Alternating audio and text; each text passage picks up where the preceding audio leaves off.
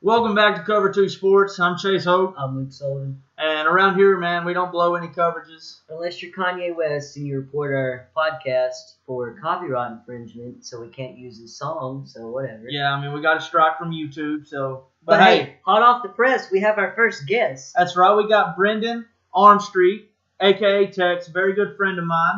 He's going to talk some baseball with us. How you doing, Brendan? I'm doing pretty good, guys. You doing all right? Doing great. Glad to have you on, man. So, I guess big news coming from the Rangers. You're not having the season that you obviously hoped for. But, hey, Adrian Beltre's got his 3,000th hit. Yeah, man, Adrian Beltre, he's been a really big staple in our team. And when we signed him, many years ago, people said that we were overpaying him and that he didn't deserve that money and that he wasn't to the pedigree that he is now. And so I think that he's proved those people wrong the way that us Texas fans thought he would. So it was really great getting to see him do that. Now, Tex, the natural question is, Adrian Beltre is 38. Mm-hmm. And, of course, a lot of people, he's from the Dominican Republic, such and such. People are the whispers are getting louder. Is he juicing? Is he not? And I think it's a fair question to ask, but a lot of people are starting to run with that. What are your opinions on if he's juicing or not? Well, it's definitely a fair question because, you bring guys that are not necessarily from the Dominican, but just that are Spanish ball players in general, Sammy Sosa, Jose Canseco, guys like that who have that type of background. And there's always circulation around them because they're going to do whatever they can to get better. And the whispers have grown to shouts a little bit now, and they've been there his whole career, and he's played through it. But it is a fair question. It's not a fair assumption. Now, if people start to assume that he's doing it and start to run with it that way rather than just ask the question, that's where it starts to come into your judging this man who's worked hard and tirelessly for 20 years. I mean, he played in the playoffs just a few years ago with a back injury that would have sidelined any other player, but he kept playing through it. And here he is after an ankle injury calf injury that kept him out for almost 50 games. He's hitting over 300. He's hitting a home run every 3 or 4 games. He just had 3,000 hits, and he's a staple to a team that has been pretty successful over the last couple of decades. So I think it's fair to question, but not fair to assume. Yeah, I agree. I think he's the funnest guy in baseball, to be honest with you. Can't touch his head. And see, you don't really appreciate a guy like that. Guys like Arenado and guys like Daniel Murphy and people like that, you don't really get to appreciate those guys as much if you don't watch them on a day-to-day basis. Because there was a piece that David Ross did for the Players Tribune where he was talking about glue guys that keep the league together, keep players together, and Adrian Beltre is definitely that. So I think he definitely is just enjoying the last bit of his career, and it's an amazing thing to watch. I'd want him in my clubhouse. Tex, is Adrian Beltre a first ballot Hall of Famer? See, that's a tough question to answer because statistically and how he carries himself, if there were no bias in baseball, then for sure, no doubt, he should be. I agree. He's one of the 30 players to get 3,000 hits. He's going to have 500 home runs by the time he's done. I don't think he will get in on the first ballot because people, the writers are kind of stuck in their ways, and so they don't really vote for guys who should be in first ballot. He's going to be a Hall of Famer regardless. I don't know if he'll be a first ballot Hall of Famer, but he should be. I personally think the term first ballot Hall of Famer, at least in baseball, that should be thrown out because you have it, especially in baseball. You got a lot of old, and in the NFL as well. You got a lot of old school voters mixed with a lot of young school voters. And so a lot of guys that probably should be, for instance, Terrell Owens. T.O. is probably a first ballot Hall of Famer. Now he's going to be a third or fourth ballot Hall of Famer. Adrian Beltre, by the numbers, and for how many years was it your numbers? You get a certain number, you're in. 500 home runs, 3,000 hits, that's a first ballot Hall of Famer. Now, you got guys that are kind of waiting, that are getting shifted to year after year.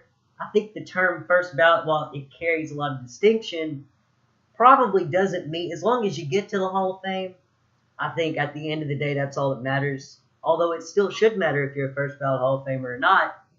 The voters, I think, have clouded that, and it's a shame, but it is what it is. That's the society we live in. For sure. He definitely deserves to be a first ballot Hall of Famer. So do guys like Edgar Martinez for the Mariners and things like that. And baseball has done a really good job over the last few years with cleaning that up. If you haven't had a ballot in so many years, you're no longer eligible for a vote, and they're starting to put voter restrictions. So they're definitely trying to clean it up because they know that it's a problem. And I think for the players, like Pudge Rodriguez just got inducted. I don't think he would have really cared if he was a first ballot Hall of Famer, as long as he would have got there. Because it's like a life culmination of your work and things like that. So I think it means more to the fans and to the writers than it does the actual players. Because if you ask them whether it matters or not, they're going to give you this line that you say that it doesn't. And they're just happy to be where they're at. I agree with you, Tech. So before the season, with the expectations of the Rangers and how the season has gone, were you shocked by some of the moves they made at the trade deadline? Shocked, I wouldn't necessarily say shocked. I was slightly intrigued by what happened because last year we had an unsustainable amount of wins in one-run games, and also the run differential was a big problem. We weren't scoring more runs than people were scoring against us. So I didn't think we were going to be near as good as we were last year. I didn't think we were going to be this bad. But we've also been hit with injuries. Cole Hamels was hurt for about 8 weeks. Mm-hmm. H.R. Griffin's been down. Beltre was down. And a lot of our guys have underperformed. Now, when it comes to our deadline moves, there were some that were okay. Jeffers went back to the Brewers. That was good. He was never comfortable here in Texas. We traded Jonathan Lucroy to the Rockies for a player to be named later. I was kind of shocked about that. I agree. I think we should have at least got a player to be named later and then a prospect, maybe 1 or 2 guys. Definitely don't think just one player to be named later. That was kind of an underwhelming haul for a guy. Even though he's not having a good year, he's definitely still a top-tier catcher. I agree, because, just a few seasons ago, man, he was pegged as possibly the best catcher in the league. I don't see why they sold so quickly on Lucroy, considering everything that they had to give up to get him at last year's trade deadline.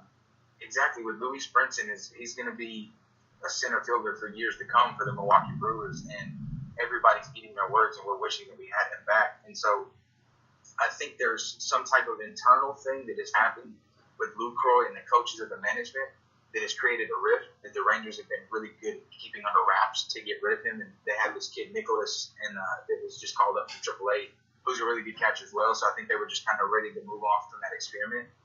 And the biggest one, obviously, is Yu Darvish. And a lot of people were saying that trade was underwhelming, but it's better than a compensation draft pick. And that's what the Rangers were stuck between. They were stuck between getting what they can get or hoping to re-sign him at the end of the season. And if they don't, they only get a compensated draft pick. So with what they got, those kids are pretty decent. Brendan Davis is an outfielder. He's got a good makeup. He's got a really high ceiling, but he also has a really high flare-out possibility. So if we can get with him and work with him. Willie Calhoun, I wish that he's a good hitter. The kid knows he can hit. He has a real FU type attitude, and he can hit the ball a mile. And so I think he's going to be good, but I don't really understand it with having Connor Guzman and Rougned Odor and Joey Gallo and guys like that would play at his positions. I don't really know what their plan is with him, but I like the kid a lot. I wish we could have got maybe a Bueller or Verdugo from the Dodgers. But that's just a testament to how good the Dodgers are at winning the trade deadline. The only thing I didn't really like about the Yu Darvish trade was, and it has nothing to do with the Rangers, it's the fact that it made the Dodgers, who really didn't need Yu Darvish, to be completely honest with you, they just got even better. They won 75 games. And it's, August 2nd? Yeah. They're going to win 100 plus, honestly. And Well, see, that's what I was. Go ahead. No, you're good. Go ahead. That's what I was saying with the Dodgers winning the trade deadline is the fact that they knew that they didn't need Yu Darvish. They really fixed their bullpen with small things like Tony Watson, and so they knew that they didn't absolutely need Yu Darvish. But for what they gave up for him, I would have made that trade every single day. You're looking at a guy in the Dodgers front office who hasn't traded Verdugo, hasn't traded Bueller, didn't trade Bellinger, didn't trade Seager, and he has now 2 of the top pitchers in Kershaw and in Darvish, and he still has most of his top prospects. And so if they would have had to give up more, they wouldn't have gotten him because talks flowed out with the fact that they could get him for such a little return was a risk they were willing to take because Darvish is going to be good on a team that gives him run support, and the Dodgers, it's their World Series to lose at this point. I would say if I were the Dodgers, sit Clayton Kershaw until October. You don't need him. It doesn't matter what they could. lose 20 games in a row and still be in contention for the World Series because of the type of players they have. What do you think the chances are though the Rangers make this trade and then come the offseason they re-sign you? That's a very big question. A lot of people are tying the Yu Darvish deal to the Aroldis Chapman deal. Aroldis re-signed with the Yankees, and that was because Aroldis Chapman had a lot of baggage. So a lot of people, he doesn't have as much baggage as Yu Darvish has. So a lot of people weren't jumping at the bit to re-sign him for as much money as he got. Now, if the Rangers had a talk with Yu Darvish before the trade deadline, they were like, "Hey, we're going to trade you, and the reason that we're trading you is not because we don't want you on our team. But it's because we want you to go to a contending team, get very good postseason experience, and possibly win the World Series. That's good for you, and you'll have a ring. You'll know what it's like to be there. And then we want to bring you back and have a better team around you once you get here, so that way you can play even harder and get even better support from our team because we've been underperforming." So I think if they had those conversations and they kept in touch with his representation even throughout the trade, I think that we have a pretty good chance because Darvish is set up home in Texas, and he likes it in Texas, and he likes the teammates that he has. So I think there's a decent chance, but it's one of those things that you never know what's going through a player's mind. We thought that we were definitely going to re-sign Josh Hamilton years ago, but then he went to our rival for more money, So it's just one of those things that it's really up to whatever Darvish wants, and he hasn't tipped his cap either way. He said he was going to treat it as a business deal, which is good, but there's really no telling what it's going to have. I hope we re-sign him because who wouldn't want him back in the rotation? So who do you think won the trade deadline? I think the biggest part, they didn't really make many moves at the day of the trade deadline, but over the past 2 years, the Chicago White Sox have stocked their farm system with guys that are almost as close to for sure as you can get. Michael Kopech, the new kid that just got called up. Have you heard the story about Yohan Moncada eating like 70 Twinkies a week because he'd never known what they are? And so I think they have definitely restocked their farm system, especially the Jose Quintana trade. And they got Jimenez and guys like that. They're the biggest winners. I think the Dodgers are the next one. They made a calculated risk that is going to pay huge dividends, and they got it at below market value. And the Yankees, everybody talks about the Yankees, but I think the Yankees could have been way big or have made a bigger splash and been bigger winners than what they were because they had so many more prospects to move. So I definitely think it's the White Sox and the Dodgers. I honestly didn't expect your take with the White Sox, but I can't sit there and deny it because you're absolutely right. Their farm system is one of the best, if not the best, in the majors right now. Well, they have now. The last time I looked, I don't know about the few trades that they made yesterday, but they now have 9 of the top 100 prospects in all of baseball. Yeah. Your farms, you basically have a full 9 of a team that is the top 100 prospects in baseball. And they took guys like Todd Frazier and David Robertson, but they haven't really had a lot of more than money. They haven't had a lot invested in them, and they flipped them for top prospects. Yeah. And that's something that is really very. Quintana was having a terrible year, and they still sold very high on him. And even though they could have kept him, the haul that they got back, if these guys can make it to the majors and perform the way that they need to perform, the White Sox in 2020 or 2021, they're going to look a lot like the Dodgers do right now. With the Quintana trade, do you think that was more of a desperate move by the Cubs or more of a genius move by the White Sox? I don't think the Cubs were really desperate because the Cubs prove every day what they wanted to prove for 1,000 moments, 1,000 days, years and years and years of work, and that was winning the World Series. They've done it. And so they have the ability to sit back and make moves that they need to make.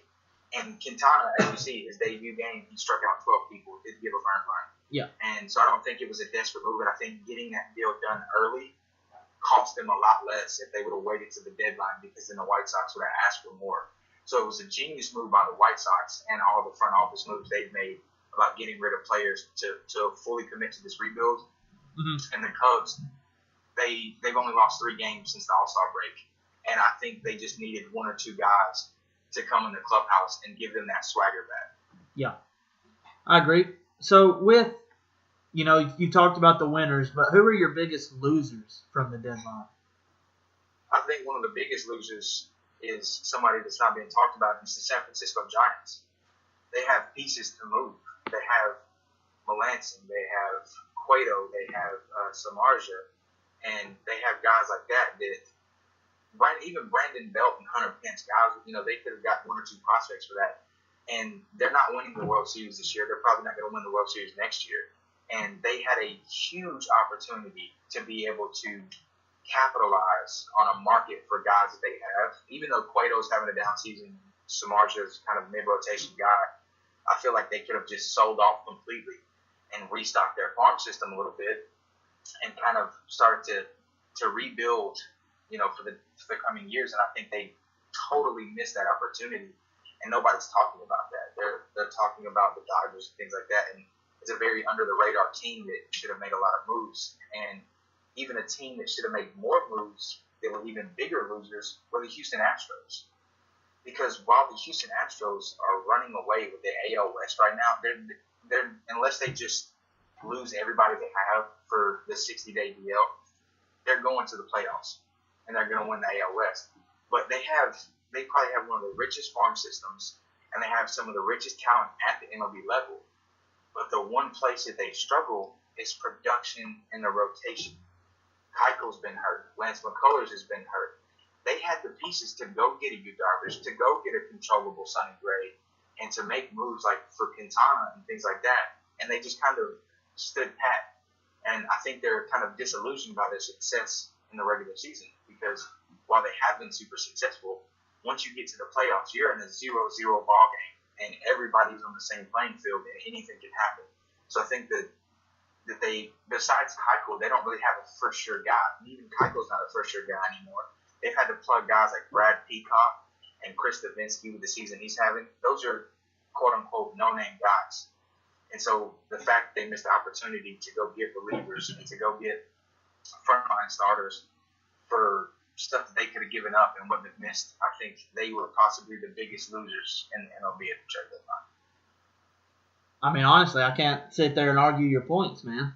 I do think the Giants, this is might not be the most popular opinion, I would have unloaded Bumgarner. Why not? Now is the best time to sell him. I mean, he hasn't played. He's hurt. The thing about Bumgarner is I think people are also, they kind of put him in the Marcus Stroman disillusion. Like Marcus Stroman and Bumgarner are very good pitchers, but they're not as good as everybody perceives them to be, because Madison Bumgarner's reputation precedes him. And if you look at his numbers, he's not been as good as people think he is. They just kind of talk about his World Series that he had a few years ago. And they could have moved him, but the same thing with Yu Darvish. Yu Darvish wasn't brought up through our organization. We signed him from a foreign country. With Bumgarner, he came up through their organization, and they've had him, since he debuted. And I think it would have been really hard for them to let go of that sentimental value and really get what they thought they deserved for him. And they would have definitely had a lot less for him, especially with his injury with the dirt bike. And so I think it would have been a good idea to move him if he would have been performing all season. But the fact that he did, they were not going to get near the haul that they should have got for him. And that would be kind of like trading Buster Posey away, like the face of the franchise, Yeah, I agree, and I see what you're saying. I just think if they would have put him on the market, somebody out there would have thrown a crazy offer their way, and it'd be hard for them to turn it down.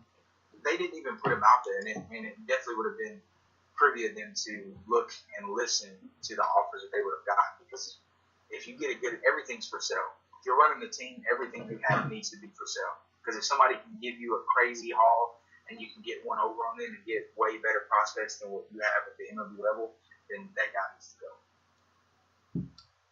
Well, I'd have to agree with you on that one. We'll have to see how the Astros play out come playoff time, but they're not a very good playoff team. So I do think they're a little disillusioned by their regular season success. I have to agree with you on that one. And especially this year, because a lot of their wins to where they've gotten this big lead in the AL West is against AL West opponents. And everybody knows it. Maybe the AL Central is the only other division in the MLB that rivals the AL West in mediocrity because teams have been hurt. The Rangers have been hurt. They haven't been playing good. The Athletics are, bottom dwellers, and the Angels have Mike Trout, and that's about it. And so they're succeeding in a very weak division, and I think they're letting that cloud their judgment and not making moves. Tex, we appreciate you coming on and sharing some of your baseball knowledge, man. Thanks. Yeah, no problem, guys. Thanks for having me on. Appreciate it, buddy. Have a good one. You too. So, Luke, before the show, you were talking about soccer. A big move has occurred. Yeah. So, let's let the people hear about it. Well, Neymar is going to go to PSG, which is the Paris, their big team in Paris, PSG. He's leaving FC Barcelona and going to PSG for $222 million. That's a huge prospect. And I said that Neymar was the second best soccer player on the planet behind Messi. And I'll tell you why before you get in the argument of, well, why not Ronaldo? The reason is he's a better all-around player. He passes the ball better. He obviously scores. He doesn't score on the level that Ronaldo does, but it happens. Ronaldo's the best shot maker on the planet. I think he's the best at getting his own shot, creating his own shot, and making his own shot. And I just believe that Neymar is a better all-around player. Obviously, he's not Messi, but he's close. So you're telling me that you value Neymar's game more than Ronaldo's? I do. I want Ronaldo for his publicity because he's an awesome guy to be around. All the women love him. And he's a good soccer player, don't get me wrong. But I would rather have Neymar, yeah. But if I could have both of them and Messi, then of course that's who I want to have on the front line. That's an unstoppable three right there. But I guess, he's a little tired of playing with Messi in Barcelona, so he's moving to PSG for $222 million, which is a lot. However you spend it, euros, pounds, pesos, it doesn't matter. $222 million is a lot of money either way. I agree. I think they're all unbelievable talents, but I can't sit here myself and say Neymar is better than Ronaldo. I can't do it. But he's also a generational talent. All three of the guys are Messi, Ronaldo, Neymar. No matter what order you splice it, Luis Suarez. Well, he might bite you. So, but he's still a generational talent. Yeah, they're all talents that we may never see again. Possibly. And they don't come very often in soccer. They come even less in soccer than they do in football, basketball, baseball, etc. But, I think undoubtedly Messi's obviously the number one guy. He's the best player in the world. But I just can't put Neymar over Ronaldo. But I also know that Neymar's game is more well-rounded overall than Ronaldo's is. Yeah, I don't think there's any question that Neymar is a better all-around player, and that's why I ranked him second. But hey, that's why we agree to disagree. It's watching a sports show. It's a debate show, more than anything. All right, so now we're going to move on to our NFL division preview leading up to the season. Yeah. Last week we did the NFC South. That's right. So this week it's the AFC East. AFC East. Okay. Sure is. Well, I don't think this is. We can talk about it, but what's it really going to be like? What's the deal here? We know who's going to win. We know the Patriots are going to win, but also I'm not going to sit here and say there isn't another team in that division that's going to be making the playoffs. I think the Dolphins are going to make a huge jump. I don't think because we'll start right now. We're going to start with the Dolphins. So Tannehill has, through his first 6 seasons, has had 5 different offensive coordinators. Well, last season and this season, he finally has some stability in the system. And I think that's going to show. Their offensive line looked better towards the end of last year. They went high. They took Tunsil, who fell because of, his ridiculous video that came out on draft day. And he's going to be moving to his natural left tackle position. And I think the O-line's going to be good. They have Jarvis Landry on the outside. They have a good power back in Ajayi. They have a good defense. And I think the Dolphins, man, there's no way they don't make a wild card. I don't think their defense is as good as people say, and the reason I say that is they won 7 games last year by a touchdown or less. You know who lost 7 games by a touchdown or less? the Chargers. The Dolphins just as easily could have been 4-12 as 10-6. So, unless they've just magically pulled a rabbit out of their hat, that defense is going to be better. I don't see it. Yeah, they made the playoffs, and it was a good, they had a good run. Ajayi is a great running back, and they got a lot of talent on offense. They do. I'm not completely sold on Tannehill. I've never really been sold on him. I don't know that he's the guy. We'll see. They do need to pay Jarvis Landry. They need to keep him in Miami. Devontae Parker, if he stays healthy, is a scary wide receiver. Yep. You also have Kenny Stills. The offense is not the problem. The defense is old. You got some young guys. You got Ndamukong Suh. You got a middle linebacker, Jelani Jenkins from Florida. He was a good coverage linebacker last year. Their big shiny addition in the offseason was Lawrence Timmons, who hasn't been productive in Pittsburgh in years, really. And I don't think he's going to make that much of a difference in Miami, and I hope I'm wrong. I think when the Dolphins are good, it's just like when the Knicks are good for the NBA. When the Knicks are good, the NBA is better. When the Dolphins are good, the NFL's better. I believe that. Yeah. They're the only team to ever go undefeated. But I agree with you about Tannehill. I think this is his year. This has to be the year he proves it. And if he doesn't prove it, man, they're going to have to move on. Yeah, I agree. So, other teams in the division, you have the Patriots, you have the Bills, and the Jets. Well, the Jets, there's no real need to dive into that. It's garbage dumpster fire. Like, honestly, I don't know how good the Jets are. I mean, the Jets would be lucky to win 4 games this year. They took Hackenberg last year in the second round. I don't think he'll be on this roster this time next year. I don't think he's there. He barely even dressed, man. Yeah, that's what I'm saying. I don't think he'll be on the Jets roster come next season. I agree, but who's going to be their quarterback? Not that it really matters, but who's their quarterback? Luke McCown. Josh McCown. They both played for so many teams. It's hard to keep track. I feel like, well, I don't feel like, I'm pretty sure I know they're tanking, and they're going to try to get Sam Darnold with the number 1 pick. Yeah, that's fine. But what if Sam doesn't come out? He's already said an NFL team should not tank for him. You could get Josh Rosen. You could get Josh Allen from Wyoming. You also have Lamar Jackson. If you want to go that way. Look, that's something to deal with in a year, but coming for this season, I don't know how they're going to be. I don't think they're going to be very good. They're definitely the bottom feeder. Yeah, of the league. So, and then we got the Bills. Tyrod, got LaShawn McCoy, Sammy Watkins. He's been hurt. The Bills have some nice pieces. All on offense. Yes. All their pieces on defense are young. Gilmore bolted. Yeah. So, that hurt too. They went from Buffalo to New England. Yeah, they lost a good cover corner right there. I'm kind of anxious to see how the defense is going to play this year. Well, I think they have a good young nucleus on defense, but the key word's young. Yeah. A lot of those guys are they're either rookies or their second or third year. They haven't necessarily started a lot. And that's going to be something that only comes up, when they get experience. And they're going to have to learn by playing. And playing Tom Brady twice a year, the education will come fast. You'll learn fast. And I hope they're ready.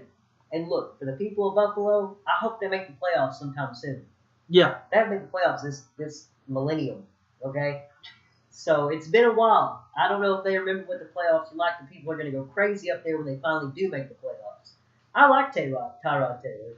I think he's a good quarterback. Do you think he's the guy long term, looking down the road? I don't feel like that front office thinks so. By the way, they renegotiated his contract. Yeah. But I think the only way for him to prove it is by going out and balling. So that's what he's got to do. But another thing that has also hurt Tyrod is, his number 1 target, Sammy Watkins, has not been on the field. Be healthy. He's got to stay healthy. He's got to stay healthy this year. That's the answer. That's pretty much the answer to every Bills season since 1999. Can this guy stay healthy? Can this guy stay healthy? And so far, it hasn't happened. And moving on to the obvious Super Bowl favorites. The New England Patriots. They have, the greatest quarterback of all time, Tom Brady. They've added Brandon Cooks, who is going to be a surefire weapon. I'm honestly kind of anxious to see how Belichick utilizes him in the offensive passing game. They have Julian Edelman, have Chris Hogan, Amendola. Gilmore on defense. Yeah, they added Gilmore on defense. Devin McCourty. They retained Hightower. Or the other McCourty brother, whichever one it was. Devin. They're loaded. If this were the NBA 5 years ago, David Stern would have vetoed this team. Yeah, I'm serious. I mean, It's crazy. I mean, I they were don't think already. there's any way they don't win at least 13 games. Yeah, I mean, they were already the best team last year. Oh, And dude, yeah. they got better. They got so much better. Exactly. That defense will be better. The offense is going to be even more efficient than it was last year. That's hard to do. This offense won't exactly stretch out the field like the Patriots when they had Randy Moss, but they're going to be that scary. I mean, Cooks is a burner. They're not going to be, but Randy was a big guy. Oh, And yeah. he can take the top off the defense. Cooks is not Randy Moss. Yeah, but he can run. He can Yes. run like Randy Moss. Yeah. And they're not going to be the vertical threat that they were that year, but they're going to be that 3rd and 2, 3rd and 5, easy conversions, keep the ball for 20 minutes a game. Yeah. And they're just going to wear you down. It's going to break the will of the defense, and they're going to score a lot of points. And, I mean, not only do you have to worry about the receivers, They're but like I mean, 6 deep at running back. exactly. You also have Deion Lewis, James White. You can throw it to. Deion Lewis is going to struggle to make the roster. And I that's mean, not a knock on Deion Lewis. No, after James White's Super Bowl performance, man, you cannot just not The have Patriots the guy. don't need a starting running back when they have 4 that are that good. They just paid Mike Gillislee from the Bills. He's going to come in and be good. They're so deep at so many positions. And, if God forbid Tom gets hurt, you got Jimmy waiting. You got Garoppolo. Yep. And he can't be that bad on this hops around him the last couple of years. He can play. He showed it last. He can play. And also, man, this I'm not sure how people will react to this, but in my mind, Belichick in the NFL is kind of like Chip Kelly was at college in Oregon, because Chip Kelly could turn them 2-star recruits. He turned them the 1-star recruits to look like a 3-star. They had the 2-star recruits look like a 4-star. It's all a system, man. It's Exactly. the Patriot Now, way. Chip Kelly didn't turn out good in the NFL, but I'm saying Belichick, he takes these guys, who have been ridden off from other franchises, and they come to New England, and they look like studs. I mean, But- take it from Hogan last But year. look at the business. Look at the proposal he gives to these guys. You come here, you're gonna win a ring Exactly. at least once every You're 5 years. in the contention to win a ring every season. Every year. And is there anybody in the AFC better than them? Pittsburgh. If they get Martavis Bryant back, maybe. But that's not still like I don't. And I would love. I like the Steelers team. Yeah. What they got on offense, unbelievable. What they got on defense, good. Still young, still building. But they're still not. They're not even in the same league as New England No. right now. And It's not even close. everybody tries to say New England's biggest threat in the AFC is the Raiders. But the Raiders are still a young team. Very young team, as a matter of fact. Well, the Raiders, their entire season, they're going to be good no matter what. I think they're way better than Denver. They're way better than Kansas City, even though they couldn't beat Kansas City last year. I still think they're better than them. They're way better than San Diego or the Los Angeles Chargers. But I think what takes them from what they were last year, obviously other than injury, is how good is Marshawn Lynch going to be? Like nobody knows. He changes. If he comes back and he's the same Marshawn Lynch from his Seattle days, if they will change the game, and they will be legitimate competitors. Because I don't look as good as I think New England's defense is going to be. If you get the ball run down your throat 40 times by Marshawn Lynch wears you down physically. He don't talk. He don't say nothing on the field. He just plays. But if he's beating you down over and over and over and over, it's eventually going to start weighing on you. And I think if he is the same Marshawn Lynch that we all hope he is, that is the only thing that can turn the tide in Oakland's favor. But as of right now, nobody's got more talent than the Patriots. No, Nobody. without a doubt. Without a doubt. So how do you see the record shaping up in the AFC East? Yeah, I mean, the Patriots, it depends on how many games they win the first 2 months of the season, depending on their win total. Honestly, I have the Patriots going 15-1. See, I'll go 13-3 to 14-2. I think they'll rest guys at the end of the year. Yeah. Why not? Yeah, why not? But I still think when they're resting guys, they're still good enough to beat anybody. I think Buffalo. I want to say they're going to go 9-7. I do, but I don't see them. I mean, 8-8 is probably reasonable. Yeah, I see the Buffalo. I see the Bills going 8-8 as well as you do. I think their floor is 7-9, and their ceiling's 9-7. Yeah, that's what I think. And then the Jets, man, I see them going. I think they're going to be like the Browns, 1-15, maybe 2-14. And look, they might beat the Patriots last week of the year, but it's only going to be because they don't play nobody. it ain't gonna be because the Jets are good. Yeah. The Dolphins, the Miami Dolphins. The Dolphins are hard, And the reason I say that is because, look, their record could have been so much different. Them and Detroit and what was San Diego, now Los Angeles, last year, all three of those teams had games where they were down or they won on the final possession or something crazy happened. Mm-hmm. The difference was the Chargers lost all those games and Detroit, Miami won them, and they made the playoffs. Those things are so hard to predict going into another season because if they rest on what they got, if they just say, hey, we made the playoffs last year, let's do that again, But if they play the same way, chances are it's not going to go that way again. But before you name what you think the record's going to be, you got to remember earlier in the offseason, Jarvis Landry said they're taking out the Patriots. Well, yeah, of course he's going to say that. So, do that? Why wouldn't you say that? Does that one loss I have the Patriots getting maybe come from the Dolphins? Well, if it's Ryan Tannehill's going to have to be slinging it, and Jarvis Landry's going to have about 250 all-purpose yards. If he's going to beat the Patriots, he's going to have to do a lot of it on his own. Well, you also have Jay Ajayi.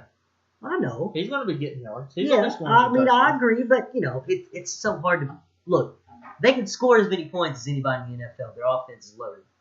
Yep. They still have to play the other side of the ball. And their defense improved as the year went on, but they couldn't hold the lead very well.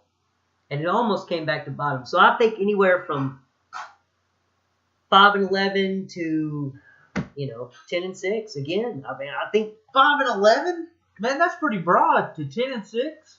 Yeah, but they won 7 games by a touchdown or less. I agree. I think it's one of them seasons that can go. I think it's one of them seasons that can go either way. But I see them going 11-5. Really? In a wild card spot. Yes. I think they're going to be a much improved team. Tannehill has the system. He has the consistency, and I think it's going to be a great year. Well, you heard it here first. So now we're going to talk about on this day in sports history. Hit it. So on this day in 1907, Walter Johnson, who was famously known as the fastest pitcher thrown of all time at that time, of course. He was 19 years old and he debuted with Washington, and he got a 3-2 loss. Also, on this day in 1973, George Brett got his first hit. His first hit of many. On this day in 1982, the Oakland A's, Ricky Henderson, stole his 100th base of the season. I'm the greatest. And keep in mind... is that when he took the base off? He got off the base and then took the base out of the ground and held it over his head? I believe so. Yeah, he was the greatest. And keep in mind, it's August. Not October, not September, August, and he already had 100 stolen. Well, he was the greatest base stealer that's ever lived. Ricky Henderson could have played football, basketball. He was fast. Yeah. Fast. Also, imagine Ricky Henderson as a wild. Can't, man. Golly. Can you want to stop him? You want to stop him? Oh, hey, Ricky, just run a go route. That's all you got to do. Just catch the ball. And our last event that we're going to talk about was on this day, 1998. You may remember this guy, San Francisco Giants slugger Barry Bonds, was famously hit by a pitch and charged the mound, which ended up being a bench and clearing brawl. Well, I was a year old, so I don't quite remember that. But you remember Barry Bonds. Less than a year old. Oh, it's hard to forget him. Look, he's so big. You need to look that up and watch that brawl because it may be one of the greatest MLB brawls of all time. Unpopular opinion is Barry Bonds was a Hall of Famer if he would have just stayed in Pittsburgh. You think if so? he never would have went to San Francisco, started juicing. Partly, if you look at his numbers in Pittsburgh, had he continued on that trajectory, he's a Hall of Famer either way. Yeah. He didn't need the juice, but he did. Chased all the records, got a lot of them, but now look at him. It's going to be hard for the guy to sniff the Hall of Fame ever. And people who want him in, they say, well, it wasn't outlawed at the time, which, that's a very fair point. True. But it comes to, the game. He cheated. He took something that made him a better player, made him stronger, made him able to hit the ball farther. Do I think he was still a slugger either way? Do I think he would have still been the king of home runs? Sure, I do. But how many of them home runs came just from juicing? We'll never know. That's a good point. You make a good point. What else we got for today? Is that it? Yeah, I think that's it, bud. Tex is a great guy. We got to bring him back. We're going to have to. That guy's awesome. Hope y'all enjoyed that interview. I mean, clearly great. Couldn't ask for a better first guest on the show. Yes. But hey, the show's going to be up. It'll be up in a matter probably by tomorrow, maybe tomorrow. Hopefully YouTube won't flag it. I think it they will. shouldn't. We have nothing copyrighted. We have nothing copyrighted. We just said YouTube don't copyright us, so maybe they won't. Sorry for using your music, Kanye. Sorry.